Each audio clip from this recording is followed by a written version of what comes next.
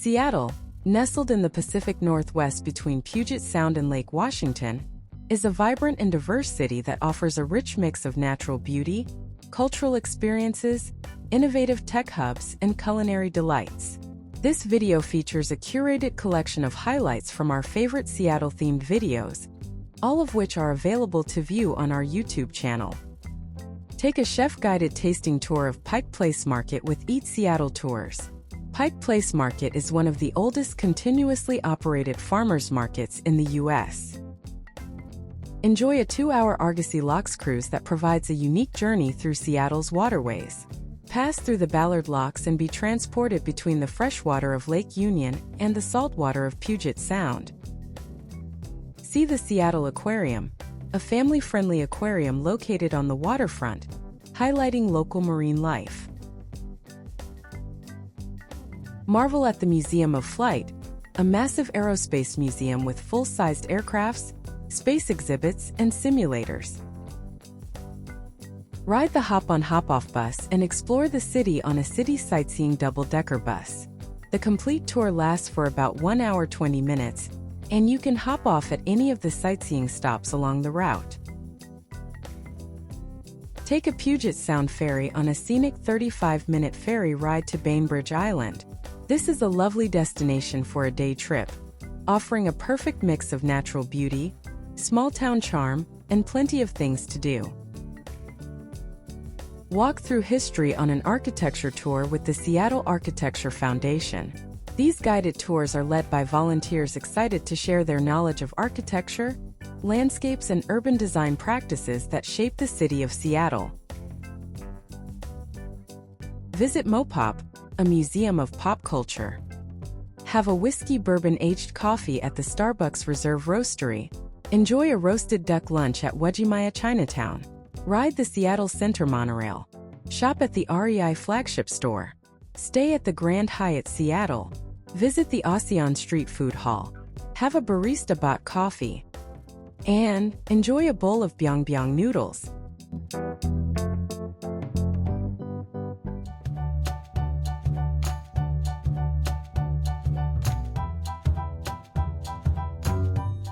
My name is Jonathan. I will be your tour guide today for your tour of the Pike Place Market Historic District. People who live in Seattle, we keep coming back to the Pike Place Market. Even if we're not showing people from out of town around the city, it's still a great place to shop and eat in Seattle. So just a quick little history of the city of Seattle as it relates to the Pike Place Market. Go back to 1889, we had something called the Great Seattle Fire. So that started over in Pioneer Square. Pioneer Square is about miles south of where we are, a little bit closer to where the Mariners and the Seahawks have their stadiums. Also, Metallica was playing there last weekend, so it was a pretty fun atmosphere at the market. Woodworking shop caught fire there when one of the apprentices knocked over a cauldron of hot glue. You can still see that cauldron over at the Museum of History and Industry. However, the apprentice just ran away as soon as he caught the store on fire, never to return. Across the street from that shop, the bar had just received a shipment of high-proof whiskey. And the streets were made of dirt and straw at the time, so the entire city burned down in less than 24 hours. Thankfully, no one actually died in the fire. And when they were rebuilding the city, they thought, it's so nice having Seattle here with this picturesque view of Puget Sound, but it's not so cloudy, you can see the Olympic Mountains. The only issue is that when the tides come in, all the sinks and all the toilets in the city would flood completely, twice a day. And they had no way to stop that from happening. So when they rebuilt the city, they thought, let's build a new city higher up on top of the old city to solve those problems. This is the oldest continually running market in the United States. There are older markets on the East Coast, but none that have run continuously without closing for long periods of time, like Pike Place Market. And I always tell people, like, if this is the only part of Seattle you visit, you're going to get a pretty good idea about our city's history and what we're all about here. And it's actually the market policy that every business in the market, it's got to be your first location. So you can't open a second location in Pike Place Market.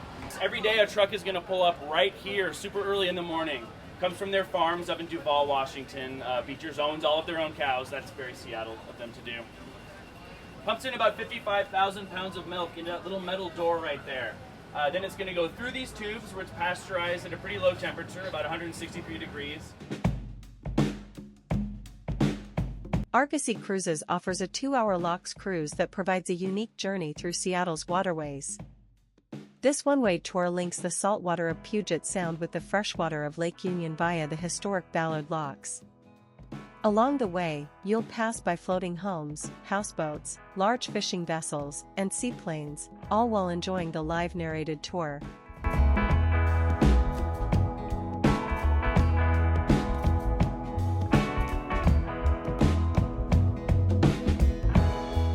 As for our route, we're on the 2-hour one-way Locks cruise, so we're going to be departing here at Pier 54, and we're going to end up about a mile and a half ahead of us to the left on the other side of all those big tall buildings over there. Fortunately for us, we don't fit on city streets, so we're going to take the scenic route today, and that includes going around West Point Lighthouse over there, ascending the Locks in the Ballard neighborhood, and then going through the neighborhoods of Ballard and Fremont into South Lake Union, and approaching from the north. Should be for some beautiful views today. Great trip for you planned today. This is perfect weather. September's my favorite month to be here in Seattle. Still get some nice sunshine, but always feels really nice out here on the water. So again, should be a great day to be out on a cruise with us. This is my favorite cruise that we do by far, the 2-hour Locks tour. You get to see a little bit more. We're going to start here in Elliott Bay, cruise out through Puget Sound, maybe see some wildlife along the way. Definitely talk about our mountains and some of the history here in Seattle before we get to the Locks, which is kind of the highlight of the tour. Given the name of the tour you signed up for today, we're going to raise up to the freshwater level and cruise into Lake Union. At that point, we'll see float planes taking off and landing, houseboats, floating homes like the one from Sleepless in Seattle. One of the first things we see on our tour, I think, is one of the best parts of our waterfront, and it's just off to the right. The Aquarium there at Pier 59, blue pier, white trim around the windows. This aquarium, I think, is kind of unique in the fact that you're not going to find like shows or performances necessarily over here. It's more of a research and education-based facility. The new extension of the aquarium opened up. Back behind the aquarium there's that kind of wood-sided building with a window, then some grass growing up on top of it. That's the Ocean Pavilion. We do, of course, have a lot of big companies based out of Seattle. Those are going to include everything from Amazon, go pretty close to their headquarters at the end of our tour. The Seattle Aquarium is not only a place to observe marine life, but also a center for education and conservation. Founded in 1977 and located on Pier 59 and Pier 60 in the heart of Seattle, Washington, the Seattle Aquarium serves as the largest platform for ocean conservation and engagement in the Pacific Northwest. The aquarium consists of 3 buildings. Its original buildings at Pier 59 and Pier 60 are dedicated to life in the Salish Sea, including marine mammals, birds, fish, and invertebrates found in the temperate local waters of the Pacific Northwest.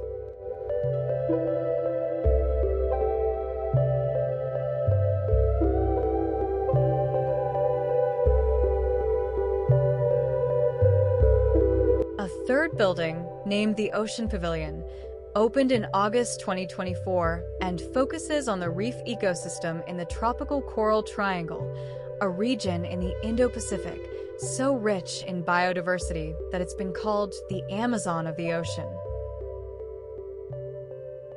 Here you will find over 3,500 animals and plants, including sharks, rays, bowmouth guitarfish, schooling fish, mangroves, and nearly 30 species of coral.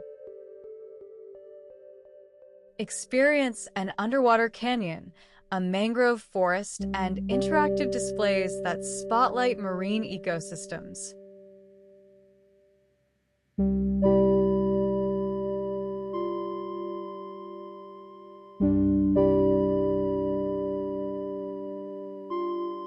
See the Animal Care Center and the Hands-On Discovery Lab. 120,000 gallons of raw seawater that we were pumping straight in from outside.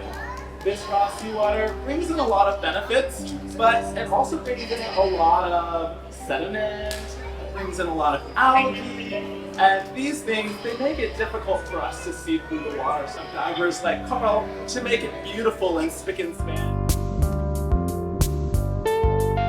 The Museum of Flight is the largest independent, nonprofit air and space museum in the world. With over 175 aircraft and spacecraft, countless artifacts, millions of rare photographs, a world-class library, and numerous exhibits and experiences, the museum and its dedicated team of docents bring mankind's incredible history of flight to life. In this video, we will visit the Great Gallery, the Red Barn, and the Apollo exhibit. Here you will see the only drone carrying Lockheed Blackbird, a piece of Amelia Earhart's Lockheed Model 10E Electra plane, full-motion flight simulators, the actual long-lost rocket engine parts from Apollo 12 and 16, an early Soviet spacesuit, the original Boeing aircraft factory known as the Red Barn, and much more. My name is Ted Hutter. I am the Public Relations Manager here at the Museum of Flight in Seattle. We are one of the top tourist attractions in Seattle, and we build our museum around that. You know, we know that not everyone that comes here is going to, they don't come here because they're an aviation or space geek. A lot of them do, but mostly they come here because it says something about Seattle and Seattle history, because it's such a long, over 100-year history now of aviation and space. So there's that. And also, it's a fun place. There's flight simulators. There's all kinds of room. If you've got kids, they can run around. There's playgrounds for them.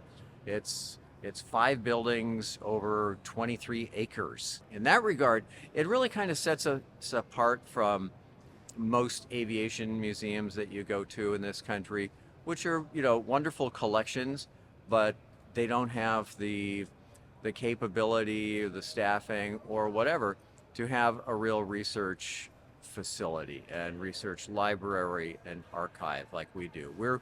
We are more like the Smithsonian Institution when it comes to that. We have dedicated collection staff that archives materials, catalogs materials, just like, going to the British Museum or Smithsonian. In this video, we will visit the Personal Courage Wing, the Space Gallery, and the Aviation Pavilion. Here you will see the camera used to take the first photographs of the Japanese attack on Pearl Harbor, learn about the brave World War II women in aviation, see the very first 1914 fighter plane ever built, and climb inside a full-scale mock-up of the Space Shuttle orbiter. In the Aviation Pavilion, you can walk through a Concorde supersonic airplane, the first Air Force One jet, a Boeing 787 Dreamliner, and the first 747 ever built. This building is all about World War I and World War II. The main artifacts are the fighter aircraft that were used, but it's really mostly about the stories of people involved. It's kind of like, okay, meet this person, and by the way, this is the type of plane they flew. It's a way to engage with that period. In that way, I think it's a way that people can more relate to what those times were like, because no matter what country you're from, what your job was, everyone was pretty much wrapped up in the whole horrible business of war. And it's not about, we're not judging winners and losers in here. It's just, this is what it was like, and it's told from a few different perspectives. But, ours, of course, is, the aviation side. But when you look at them, it's sort of like, okay, doesn't matter who you are or where you are, flying an airplane demands certain skills. Seattle, Washington is a tech hub best known for its music scene, coffee culture, famous landmarks, science and innovation, and the great outdoors. Explore the city on a city sightseeing double-decker hop-on hop-off bus. The complete tour lasts for about 1 hour 20 minutes, and you can hop off at any of the sightseeing stops along the route. A bus departs from each stop approximately every 30 minutes. Your ticket is valid for the entire day and includes an audio guide. Seattle was named after Chief Seattle, who was born around 1780 and died in 1866. He was a leader of the Duwamish and Suquamish peoples. He He is credited with giving a speech arguing in favor of ecological responsibility and respect for Native American land rights.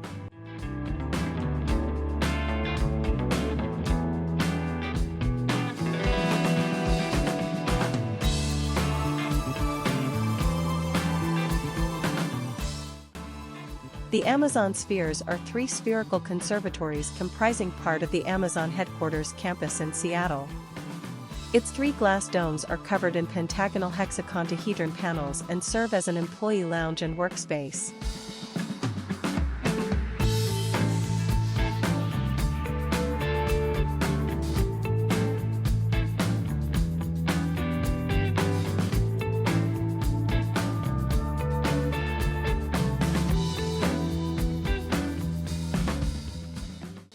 The Seattle Center is an entertainment, education, tourism, and performing arts center.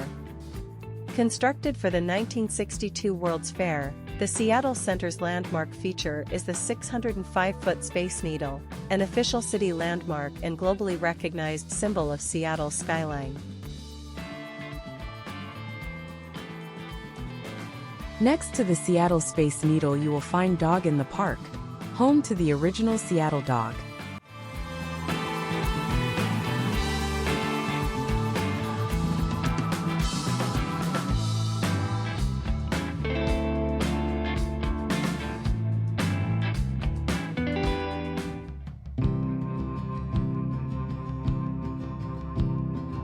Enjoy a day trip to Bainbridge Island from Seattle, including the Bainbridge Island Ferry Terminal, Pegasus Coffee, the Waterfront Park and Trail, the Bainbridge Island Museum of Art, Winslow Way, and the Harbor Public House. Start your day trip at the Seattle Ferry Terminal Pier 52. The ferry ride takes approximately 35 minutes and arrives at the Bainbridge Island Ferry Terminal. You can enjoy beautiful views of Puget Sound, the Seattle skyline, Mount Rainier, and all the surrounding islands along the way. The Bainbridge Island Ferry Terminal is located in Winslow, a small town on Bainbridge Island. Once you leave the ferry terminal, walk along the Main Street Winslow Way towards Pegasus Coffee, known for their high-quality coffee beans. Opened in May 1980, Pegasus became the first coffee roaster to serve espresso over the counter in the Seattle area. They also offer a selection of baked goods and a friendly, relaxed local vibe. Take a walk along the beautiful Waterfront Park and Trail and head towards the Bainbridge Island Museum of Art. This architecturally stunning museum showcases contemporary art, with a particular focus on work created by artists from the Pacific Northwest.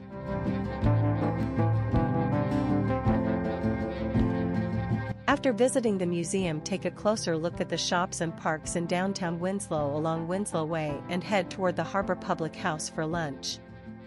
The Harbor Public House was originally owned by Civil War veteran Ambrose Grow and his wife, Amanda, and their family, who came to Eagle Harbor in 1881. He homesteaded 160 acres along the waterfront, and the Grow family homestead still stands today as the Harbor Public House. After lunch, head back to the Bainbridge Island Ferry Terminal for the trip back to Seattle.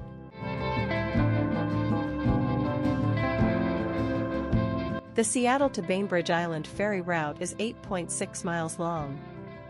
This route is the busiest in the Washington State ferry system. In 2024, it carried a total of 4.9 million passengers, of which 2.1 million were walk-ons and 1.6 million were vehicles. Before ferries were dominant on Puget Sound, the route was served by passenger and freight-carrying steamboats.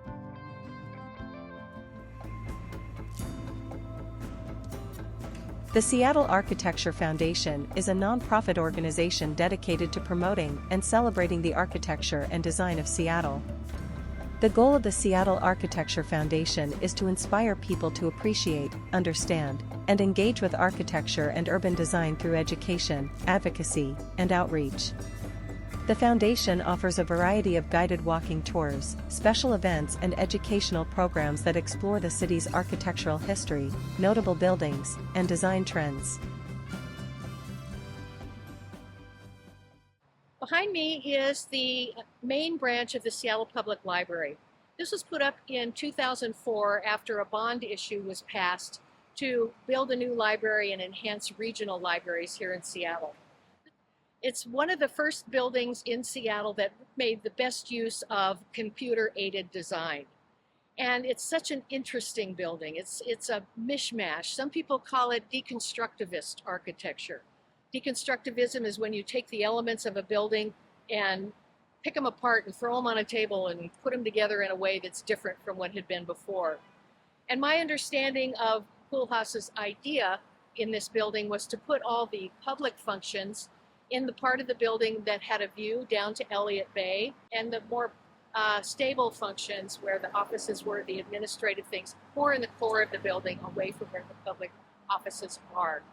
The webbing on the outside of this building is part of its structure. It's helping to keep the building together. And it is very much, you could take a course in and of itself about the Seattle Public Library. This is actually the third main branch of the Seattle Public Library to be on this site. The earliest one was a Beaux-Arts building that was built in 1906. The second one was an international style building that was put up in 1960. And then we have this one in 2004. And what do we need libraries to be anymore when the physical book isn't as important as it used to be? Libraries seem to be turning into more to public gathering spaces, places for people to use computers that don't have computers, people to gather and meet, have lecture series, that sort of thing. So the whole idea of a library is changing. The Starbucks Reserve Roastery in Seattle is a unique and immersive coffee experience located in the Capitol Hill neighborhood. Opened in December 2014, it serves as Starbucks' flagship reserve location. Visitors can witness the roasting of small lot coffees on site, explore different distinctive brewing methods, and enjoy a rotating menu of specialty beverages and foods. What makes the Seattle Roastery unique? The Roastery allows visitors to witness the entire coffee process, from roasting to brewing. The space features custom-engineered pneumatic tubes that transport freshly roasted beans throughout the building, providing a behind-the-scenes look at Starbucks coffee production. The Roastery serves rare Starbucks Reserve coffees roasted on-site, available through various brewing methods such as pour-over, Chemex, French press, siphon, espresso, and clover-brewed coffee. Seasonal menus introduce exclusive beverages, including the Iced Ube Coconut Latte, Lavender Matcha Malt, Sakura Float, and the Citrus Butterfly Pea Flower Tea Tasting Journey. Here you can see the storage silos, the roasters, and the copper cask where all Starbucks Reserve coffee beans go to rest and degas after roasting and before packaging. A Solari board gives information on what is being roasted that day and any special events coming up.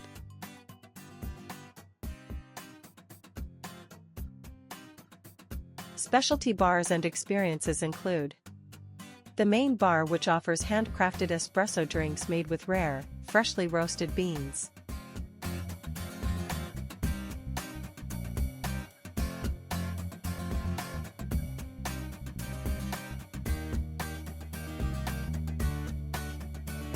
This Knob Creek Bourbon Whiskey barrel-aged coffee uses Guatemalan beans aged in Knob Creek, Kentucky straight bourbon whiskey barrels to create a smooth coffee with hints of chocolate, stone fruit, and oak.